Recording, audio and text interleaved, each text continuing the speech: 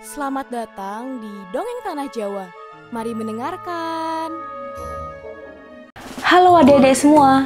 Pertama-tama, Nusa ingin mengucapkan selamat menjalankan ibadah puasa bagi adik-adik yang menjalankan. Masih ditemani Cemeng, kali ini Nusa akan membawakan kisah tentang perjalanan Arif Sunan Kalijaga.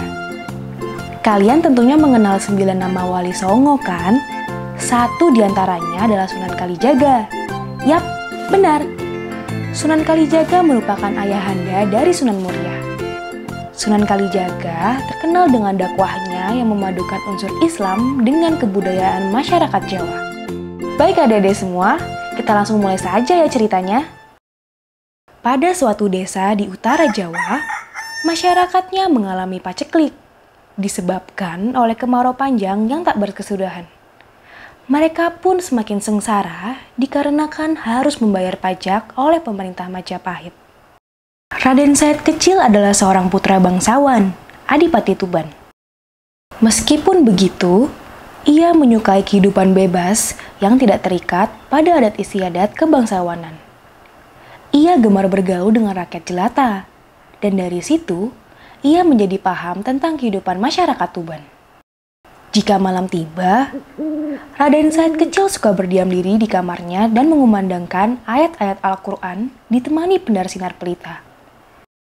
Ia akan mengumandangkan ayat Al-Quran itu hingga larut malam, sampai para penjaga kadipaten tertidur lelap.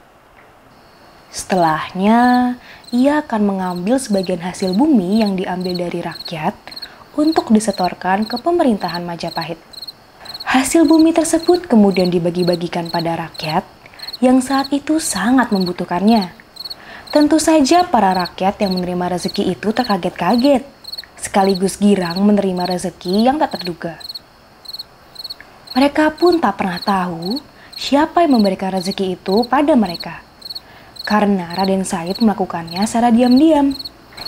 Tiap malam, Raden Said terus melakukan perbuatannya, hingga suatu hari ia ketahuan oleh kepala penjaga kadipaten. Ayahnya sang Adipati Wilatikta kemudian menghukumnya. Ia dikurung pada sebuah kamar kosong selama kurang lebih 1 bulan. Namun, di hari-hari terakhir masa pengurungannya, Raden Said kabur dan meninggalkan istana kadipaten. Raden Said berkelana, mengembara. Ia masih mencuri harta milik saudagar kaya yang kikir untuk dibagikan ke rakyat jelata. Meskipun ia mencuri, ia tidak pernah memakai hasil curiannya itu untuk dirinya sendiri, melainkan untuk diberikan pada kaum fakir. Suatu ketika, di pelosok hutan tempat ia singgah, yaitu Alas Jatiwangi, Raden Said dikejutkan oleh kedatangan seorang lelaki tua dengan jubah putih-putih. Lelaki tua tersebut membawa tongkat yang gagangnya berkilauan emas. Raden Said lantas merebut tongkat itu dari tangan lelaki tua dan membuatnya tersungkur di rerumputan. Raden Said mengamati tongkat yang ia kira terbuat dari emas itu. Namun, ternyata tongkat tersebut hanya terbuat dari kuningan. Lantas, ia mengeluarkan tongkat itu kembali kepada pemiliknya. Namun, lelaki tua itu malah menangis kesakitan. Jangan menangis, ini tongkatmu kukembalikan. Bukan tongkat itu yang kutangisi, ujar lelaki tua itu sembari memperlihatkan beberapa jumput rumput di tangannya. Lihatlah, aku telah berbuat dosa, berbuat kesia-siaan. Rumput ini tercabut ketika aku jatuh tersungkur tadi. Hanya beberapa jumput rumput saja kau merasa berdosa? Tanya Raden Said. Ya, aku telah berdosa karena aku mencabutnya tanpa suatu keperluan. Andai kata aku cabut guna makan ternak, itu tidak mengapa. Tapi untuk suatu kesia-siaan itu benar-benar berdosa, jawab si lelaki tua itu.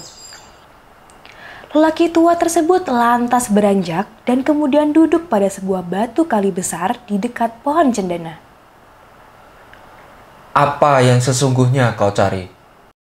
Saya menginginkan harta untuk diberikan pada fakir miskin. dan rakyat yang menderita. Jawab Raden Said. Sungguh mulia hatimu. Sayang, caramu keliru. Lelaki tua itu hanya tersenyum menjawab perkataan Raden Said. Kamu bersedekah dengan barang haram atau mencuri. Itu sama halnya kau mencuci pakaian dengan air kencing. Allah itu adalah zat yang baik, hanya menerima amalan yang baik atau halal. Raden Said tercengang mendengar keterangan si lelaki tua itu. Perasaan malu mulai merasuki lubuk hatinya. Banyak hal terkait usaha untuk menuntaskan kemiskinan dan penderitaan rakyat. Tapi bukan hanya dengan memberi bantuan makan atau uang, melainkan memperingatkan para penguasa zalim yang semena-mena pada rakyat. Kau juga harus membimbing rakyat. Ujar si lelaki tua itu memperingatkan Raden Said. Raden Said kembali terpana dan seperti diingatkan bahwa perbuatannya selama ini kurang tepat. Jika engkau tak mau kerja keras dan hanya ingin beramal dengan cara seperti itu, maka ambillah itu. Itu barang halal. Ambillah sesukamu. Lelaki tua itu menunjuk pohon cendana di balik tubuhnya.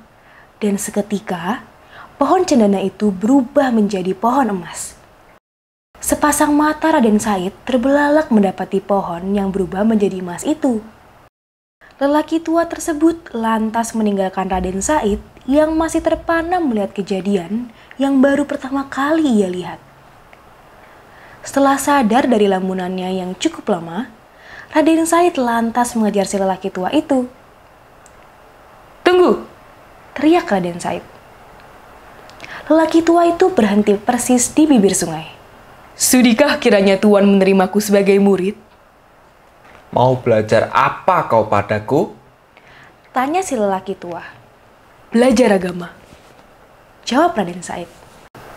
Kemudian lelaki tua itu menancapkan tongkatnya di pinggir sungai.